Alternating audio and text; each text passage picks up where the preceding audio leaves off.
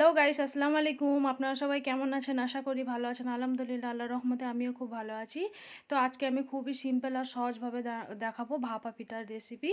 তো দুনিয়ার সবথেকে সহজের ভাপা পিঠার রেসিপি আমি শেয়ার করছি। তো দেখুন, তার জন্য নিয়ে নিয়েছি আমি এখানে ভাতের চালের গুঁড়ি। তো ওটা আমি লবণ দিয়ে আর একটু পানি দিয়ে আমি আগে থেকে মাখিয়ে রেখে দিয়েছিলাম 10 মিনিট মতো। তো দেখুন, আমি এখানে একটা নিয়ে নিয়েছি প্লাস্টিকের ফোঁদল। তো ফোঁদলে কোনো রকম ঝামেলা ছাড়াই কিন্তু খুবই সহজভাবে আমি ভাপা পিঠার রেসিপিটা শেয়ার করছি।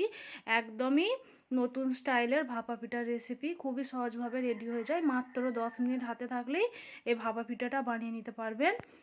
তো দেখুন, আমি আগে থেকেই কুকারে পানি গরম করতে বসিয়ে রেখেছি।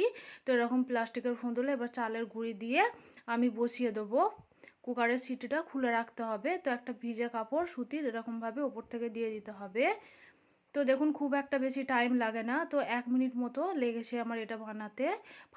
ফার্স্টেরটা 1 মিনিট মতো লাগে, তারপরে অত আর টাইম লাগে না, খুবই অল্প টাইমে রেডি হয়ে যায়। তো দেখুন, আলোক করে তুলে নিলেই কিন্তু খুবই সহজে উঠে আসবে ভাপা পিঠাগুলো।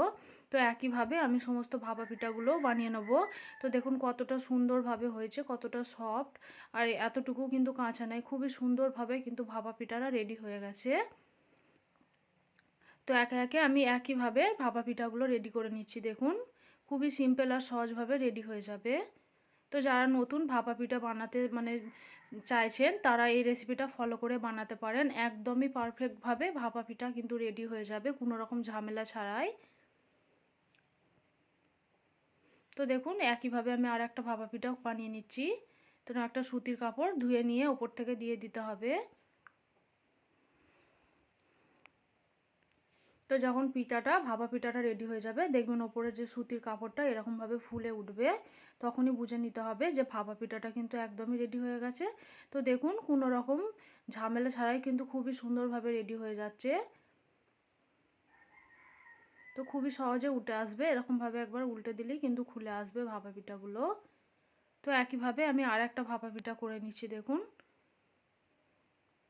মাত্র 10 মিনিট হাতে থাকলেই কিন্তু আপনি এই ভাপা পিঠাটা বানিয়ে নিতে পারেন। তো আমার রেসিপিটা আপনাদের কেমন লেগেছে অবশ্যই কমেন্ট করবেন, শেয়ার করবেন, আর আমার চ্যানেলে যদি নতুন হয়ে থাকেন চ্যানেলটিকে একবার হলেও সাবস্ক্রাইব করবেন। তো ততক্ষণের জন্য ভালো থাকবেন, সুস্থ থাকবেন। ফিরে আসছি নেক্সট কোনো ভিডিও নিয়ে।